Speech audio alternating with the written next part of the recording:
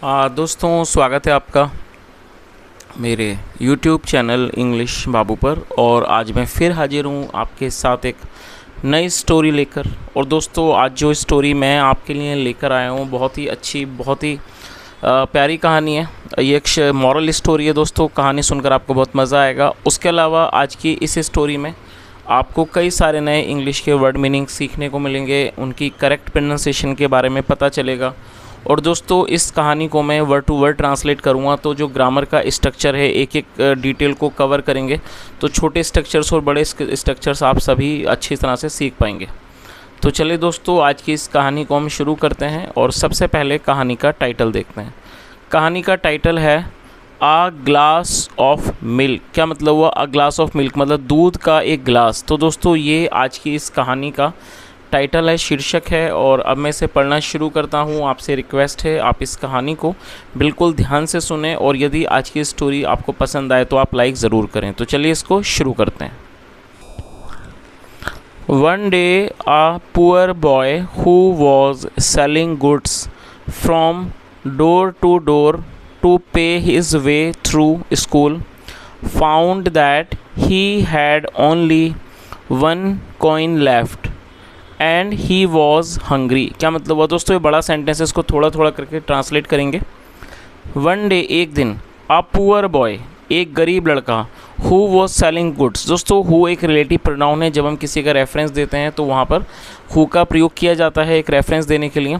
और ये जो वाक्य है ये पास्ट कॉन्टिन्यूस का वाक्य है, जहाँ पर वॉज या वर्ब का इस्तेमाल हेल्पिंग वर्ब के रूप में किया जाता है। अ पुअर बॉय मतलब एक गरीब लड़का, हु वॉज सेलिंग जो बेच रहा था, गुड्स सामान, फ्रॉम डोर टू डोर मतलब कि घर घर जाकर सामान बेच रहा था, टू पे हिज वे थ्रू स्कूल मतलब अपनी स्कूल की फ़ीस को जमा करने के लिए, फाउंड उसने पाया, that he had only one coin left कि उसके पास। और दोस्तों, यहाँ हैड के साथ थर्ड फॉर्म है, तो ये पास्ट परफेक्ट का वाक्य है। उसने पाया कि he had only one coin left कि उसके पास सिर्फ 1 रुपया बचा था, एंड ही वॉज हंग्री और वह भूखा था। तो दोस्तों, इस पूरी लाइन का क्या अर्थ हुआ कि एक दिन एक गरीब लड़का जो घर घर जाकर सामान बेच रहा था अपने स्कूल की फ़ीस देने के लिए, उसने पाया कि उसके पास सिर्फ 1 ही रुपया बचा था, एंड ही वॉज हंग्री और वो भूखा था। He decided he would ask for a meal at the next house. दोस्तों, ये जो वाक्य है ये पास्ट का अफर्मेटिव वाक्य है, जहाँ वर्ब की सेकंड फॉर्म का यूज़ किया जाता है। डिसाइड का मतलब फैसला करना, निर्णय करना। ही डिसाइडेड उसने निर्णय किया, या कह सकते हैं उसने फैसला किया। ही वुड आस्क वह मांगेगा, फॉर अ मील भोजन मतलब कि वो भोजन की मांग करेगा, मांगेगा। एट द नेक्स्ट हाउस अगले घर पर। हाउएवर हालांकि, he lost his nerve when a lovely young women open the door. Lose nerve का मतलब होता है एकाएक घबरा जाना। तो क्या, और ये पास्ट का अफर्मेटिव वाक्य है जहाँ लूज की सेकंड फॉर्म लॉस्ट का प्रयोग किया गया है। However he lost his nerve मतलब हालांकि वह घबरा गया। व्हेन जब, अ लवली यंग वुमेन जब एक प्यारी एक जवान महिला ने दरवाज़ा खोला, open the door. Instead of a meal he nervously asked for a glass of water. दोस्तों, इंस्टीड ऑफ का मतलब होता है की बजाय। इंस्टीड ऑफ ए मील मतलब कि खाने की बजाय, या कह सकते हैं मतलब मील का मतलब होता है पूरा एक खाना, भोजन। इंस्टीड ऑफ ए मील मतलब खाने की बजाय। He nervously asked for a glass of water. Ask और मतलब मांगना, और दोस्तों नर्वसली एडवर्ब है जिसका मतलब होता है घबराहट से।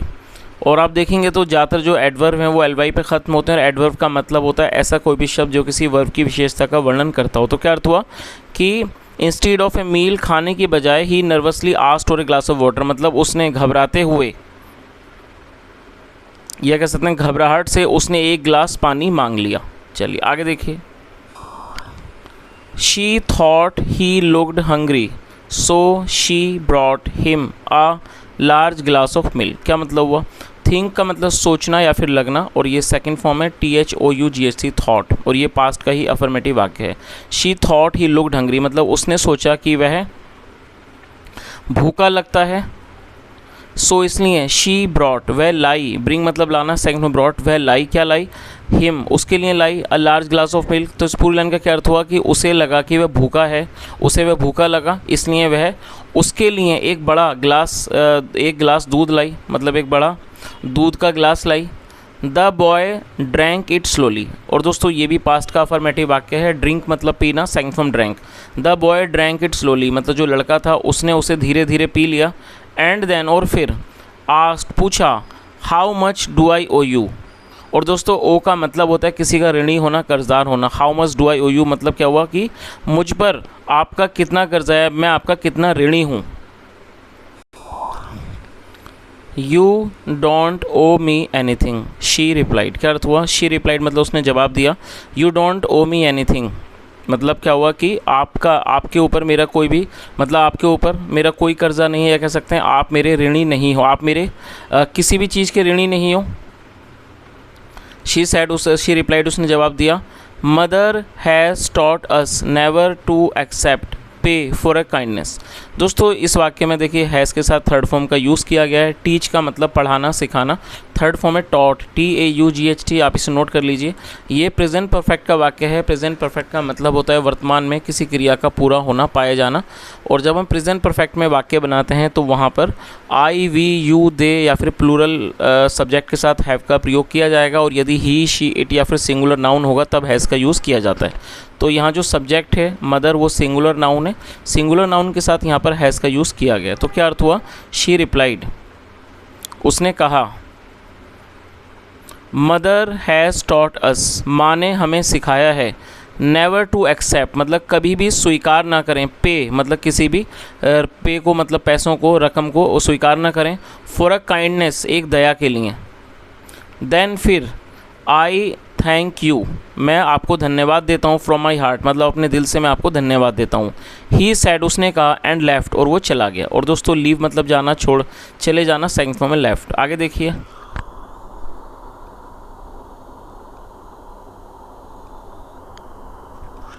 Years later that young women became critically ill. Years later, later मतलब बाद, ईयर्स लेटर मतलब कि सालों बाद, that young women became critically ill. दोस्तों क्रिटिकली इल का मतलब होता है गंभीर रूप से बीमार हो जाना। दैट यंग वुमेन मतलब कि वो जवान महिला, बिकेम क्रिटिकली इल तो क्या अर्थ हुआ कि सालों बाद वो जवान महिला गंभीर रूप से बीमार हो गई। The local doctors sent her to a hospital in the big city. दोस्तों ये जो वाक्य है ये पास्ट इंडेफिनिट का ही अफर्मेटिव वाक्य है, जहाँ वर्ब की सेकंड फॉर्म का यूज़ किया जाता है। SEND, send. सेंड जो है वो वर्ब की फर्स्ट फॉर्म है जिसका मतलब भेजना, और सेकंड फॉर्म है सेंट। तो क्या अर्थ हुआ? द लोकल डॉक्टर्स, लोकल का मतलब होता है स्थानीय। द लोकल डॉक्टर्स सेंट हर मतलब कि स्थानीय डॉक्टरों ने उसे भेज दिया टू अ हॉस्पिटल, एक हॉस्पिटल में भेज दिया। इन द बिग सिटी एक बड़े शहर में। वेयर जहाँ, दे called in specialist, call in का मतलब बुलाना, वेयर जहाँ, दे कॉल्ड इन। और दोस्तों दे का मतलब होता है वे या फिर वे लोग या फिर उन्होंने। जब सब्जेक्ट में एक से ज़्यादा लोग होते हैं तो वहाँ दे का यूज़ किया जाता है। तो क्या अर्थ हुआ? वेयर मतलब जहाँ, दे कॉल्ड इन स्पेशलिस्ट मतलब जहाँ उन्होंने स्पेशलिस्ट, स्पेशलिस्ट का मतलब होता है विशेषज्ञ, जो उन्होंने विशेषज्ञों को बुलवाया।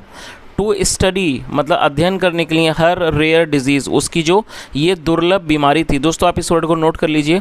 कुछ इस तरह की बीमारियां जो बहुत ही कम लोगों को होती हैं उन्हें रेयर डिजीज़ कहा जाता है। तो इस पूरी लाइन का क्या अर्थ निकला कि where they called in specialist मतलब कि जहां पर उन्होंने विशेषज्ञों को बुलाया, स्पेशलिस्ट को बुलाया, to study her rare disease उसकी दुर्लभ बीमारी का अध्ययन करने के लिए। Doctor Roy was called in for the consultation. दोस्तों कंसल्टेशन नाउन है जिसका मतलब होता है परामर्श। और ये जो हमारा वाक्य है ये पास्ट इंडेफिनिट का पैसिव वॉइस का वाक्य है। जब हम पास्ट इंडेफिनिट में कोई भी पैसिव में वाक्य बनाते हैं तो वहाँ पर वॉज या वर्ब का प्रयोग हेल्पिंग वर्ब के रूप में किया जाता है, साथ में थर्ड फॉर्म लगाई जाती है। तो क्या अर्थ हुआ? Doctor Roy was called in for the consultation मतलब डॉक्टर रॉय को परामर्श के लिए बुलाया गया। When he heard the name of the town। दोस्तों ये जो वाक्य है ये पास्ट इंडेफिनिट का अफर्मेटिव वाक्य है जहाँ सेकंड फॉर्म का इस्तेमाल किया गया है। HEAR हियर मतलब होता है सुनना और सेकंड फॉर्म है हर्ड। तो क्या अर्थ हुआ? When he heard the name of the town मतलब कि जब उन्होंने शहर का नाम सुना। She came from जहाँ से वो आई। A strange light filled his eyes। दोस्तों strange का मतलब होता है अजीब, जो कि एक एडजेक्टिव है। और फिल का मतलब भर जाना, सेकंड फॉर्म है filled. A strange light filled his eyes मतलब एक अजीब सी रोशनी, प्रकाश उनकी आंखों में भर गया। तो इस पूरी लाइन का क्या अर्थ हुआ? When he heard the name of the town she came from, a strange light filled his eyes, मतलब जब उन्होंने उस शहर का नाम सुना जहाँ से वो आई। A strange light filled his eyes मतलब एक अजीब रोशनी उनकी आंखों में भर गई। Immediately he rose and went down the hall of the hospital to her room to see her. क्या अर्थ हुआ? इमीडिएटली। इमीडिएटली का मतलब होता है तुरंत। ही रोज, वह उठे, राइज का मतलब उठना, और सेकंड फॉर्म रोज, ही रोज वह उठे, एंड वेंट डाउन और वो नीचे गए। गो मतलब जाना, सेकंड फॉर्म वेंट डाउन और वो नीचे गए। द हॉल, हॉल में गए, ऑफ द हॉस्पिटल, हॉस्पिटल के, टू हर रूम और उसके कमरे में, उसके कमरे के, टू सी हर उसको देखने के लिए। तो इस पूरी लाइन का क्या अर्थ हुआ कि तुरंत वह उठे और नीचे गए, हॉल में गए, हॉस्पिटल के हॉल में गए, उसके कमरे में, टू सी हर उसको देखने के लिए। He recognised her at once, at once मतलब तुरंत, और रिकॉग्नाइज का अर्थ होता है पहचानना, सेकंड फॉर्म रिकॉग्नाइज। तो क्या अर्थ हुआ? ही रिकॉग्नाइज्ड हर एट वंस मतलब उन्होंने उसे तुरंत पहचान लिया। ही वेंट बैक, वह वापस गए, टू द कंसल्टेशन रूम मतलब जो कंसल्टेशन रूम था, मतलब जो परामर्श कक्ष था, वो वहाँ पर वापस गए room. Determined to do his best, और इस चीज़ का संकल्प करके, और डिटरमिन का मतलब होता है किसी का संकल्प करना। डिटरमिन्ड उन्होंने संकल्प किया, टू डू हिज बेस्ट अपना सबसे अच्छा काम करने का, टू सेव हर लाइफ उसके जीवन को बचाने के लिए। चलिए आगे देखिए। फ्रॉम दैट डे मतलब कि उस दिन से, ही गेव स्पेशल अटेंशन मतलब उन्होंने एक विशेष ध्यान दिया, टू द केस इस मामले पर। चलिए आगे देखिए। After a long struggle the battle was one. और दोस्तों ये जो वाक्य है ये भी पास्ट इंडेफिनिट का पैसिव वॉइस का वाक्य है, जहाँ वॉज के साथ थर्ड फॉर्म लगाई गई है। विन मतलब जीतना और सेकंड फॉर्म वन। और दोस्तों WON को इसे वन नहीं पढ़ना, इसको वन पढ़ना है। और ये सेकंड फॉर्म भी और साथ में थर्ड फॉर्म भी है, तो यहाँ पर इसको थर्ड फॉर्म के रूप में प्रयोग किया गया है। तो क्या अर्थ हुआ? आफ्टर अ लॉन्ग स्ट्रगल मतलब कि एक लंबे संघर्ष के बाद, द बैटल वॉज वन मतलब कि जो युद्ध था उसे जीत लिया गया। और दोस्तों बैटल का मतलब ये वो वाला युद्ध नहीं है जो युद्ध होता है। बैटल का मतलब हो गया यहाँ पर जो उस मरीज को जो बीमारी थी वो भी एक प्रकार का युद्ध था, तो उसके लिए यहाँ पर बैटल का यूज़ किया गया। चलिए आगे देखिए। The women recovered and was ready to leave. दोस्तों रिकवर का मतलब होता है उभरना। जब कोई मरीज किसी बीमारी से धीरे धीरे ठीक होता है, उभरता है, उसको रिकवर कहा जाता है। सेकंड फॉर्म में रिकवर्ड। तो क्या अर्थ हुआ? द वुमेन रिकवर्ड मतलब जो महिला थी वो मतलब कि रिकवर हो गई, उसका स्वास्थ्य ठीक हो गया। And was ready to leave और वो जाने के लिए, लीव मतलब जाना छोड़ना, और वो जाने के लिए तैयार थी। डॉक्टर रॉय क्लियर्ड हर बिल और जो डॉक्टर राय थे उन्होंने उसके बिलों को चुका दिया। क्लियर का मतलब चुकाना, उन्होंने उसके बिल को क्लियर कर दिया, चुका दिया। थॉट उन्होंने सोचा। Thought while he looked at it मतलब जब उन्होंने उसको देखा। थॉट मतलब उन्होंने सोचा। While he looked at it मतलब जिस दौरान उन्होंने उसको देखा उन्होंने सोचा। एंड देन और फिर रोट समथिंग ऑन इट और राइट मतलब लिखना, second form wrote something on it और उसके बाद उन्होंने उस पर कुछ लिख दिया। The bill was then sent to her room. और दोस्तों ये भी पास्ट इंडेफिनिट का ही पैसिव वॉइस का वाक्य है जहाँ पर वॉज के साथ थर्ड फॉर्म लगाई गई है। SEND सेंड मतलब भेजना और सेकंड और थर्ड फॉर्म सेंट होती हैं, तो यहाँ इसको थर्ड फॉर्म के रूप में प्रयोग किया गया है। The bill was sent then sent to her room. क्या अर्थ हुआ कि फिर जो बिल था उसे उसके कमरे पर भेज दिया गया, उसे कमरे पर भेज दिया गया उसके। She feared to open it. दोस्तों फियर का मतलब होता है किसी का डर लगना।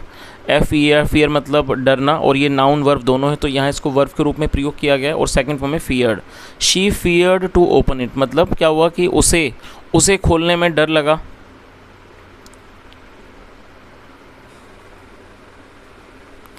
फॉर शी वॉज श्योर मतलब वो इस बात से श्योर थी, निश्चिंत थी। It would take the rest of her life मतलब उसका पूरा जीवन लग जाएगा। टू पे फॉर इट ऑल मतलब इसको पूरा जब भरने में, पे करने में उसका पूरा जीवन लग जाएगा, वो इस बात से निश्चिंत थी। फाइनली अंत में शी लुक्ड उसने देखा। And something written on the bill मतलब कुछ रिटन मतलब लिखा हुआ था, ऑन द बिल, बिल पर लिखा हुआ था, कॉट हर अटेंशन। तो इस पूरी लाइन का क्या अर्थ हुआ? फाइनली शी लुक्ड, उसने मतलब कि अंत में आखिर में उसने देखा, and something written on the bill, और कुछ बिल पर कुछ लिखा हुआ था, कॉट हर अटेंशन, जिसने उसका ध्यान खींचा। नीटली रिटन, जो बिल्कुल साफ, नीटली मतलब सफाई से लिखा था, वर द वर्ड्स, वो शब्द थे, पेड इन फुल मतलब कि पूरा अदा कर दिया, पे का मतलब देना, अदा करना, इन फुल मतलब पूरा अदा कर दिया, with 1 glass of milk, 1 glass दूध के साथ पूरा अदा कर दिया। तो दोस्तों इस चीज़ को आप समझ ही गए होंगे कि ये जो बिल था वो किसने जमा किया। एक्चुअली में ये जो डॉक्टर साहब थे जिन्होंने उस लड़की का बिल जमा किया, उसके इलाज का जो बिल था, एक्चुअली में ये वही डॉक्टर साहब थे जो एक बार बचपन में उसके दरवाजे पर गए थे जब वो सामान बेच रहे थे। और वो सामान क्यों बेच रहे थे? क्योंकि उन्हें अपने स्कूल की फ़ीस भरनी थी। तो वो दरवाजे दरवाजे जाकर सामान बेच रहे थे और उसी दौरान इस लड़की ने उनकी मदद की। और देखिए जो डॉक्टर थे उनको भी उसका चेहरा याद रहा और उन्होंने इस तरह से उसका एहसान चुकाया। चलिए दोस्तों, अब इस कहानी का जो मॉरल है वो भी एक बार देख लेते हैं। वाइजली सेड, क्या अर्थ हुआ? समझदारी से कहा गया है।